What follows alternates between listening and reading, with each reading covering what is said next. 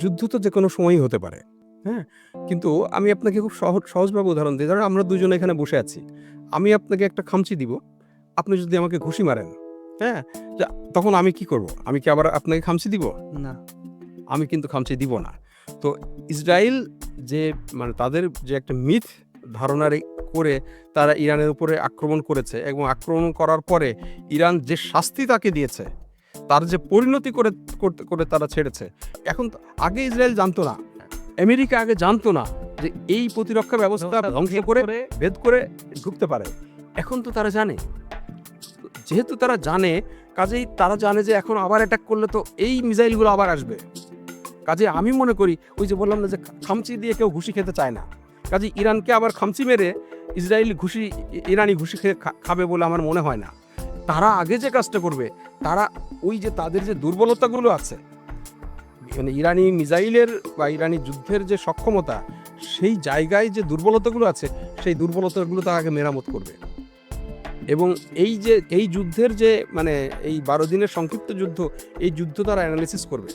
কেন তাদের এই পরিণতি হলো, কোথায় তাদের খামতি আছে, কোথায় ইরান ভালো করেছে, কোথায় আমাদেরকে জিততে হলে আরও কি করা দরকার, সেই জিনিসগুলো তারা প্রিপেয়ার করবে, প্ল্যান করবে। এবং তারপরেই কেউ কিন্তু পরাজিত হওয়ার জন্য যুদ্ধ করে না।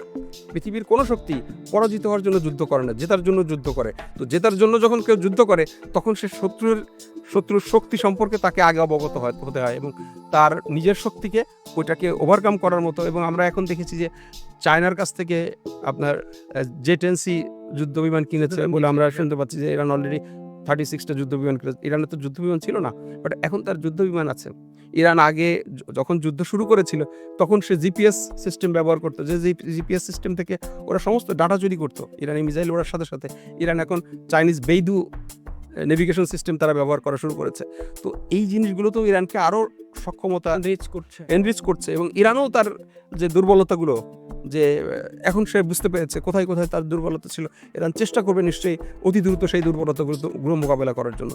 এই জন্য আমি মনে করি যে আমেরিকা তো আবার ইরান যেটা মানে মার্কিন যে ঘাঁটি কাতারে, সেখানেও হামলা করে দেখিয়ে দিয়েছে যে আমিও তো ওখানেও পৌঁছাতে পারি।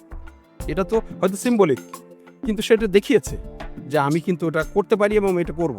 ইটস এ সিম্বলিক, বাট এটা একটা মানে নতিজা, এটা একটা মানে ইন্ডিকেশন, এটা একটা নির্দেশ।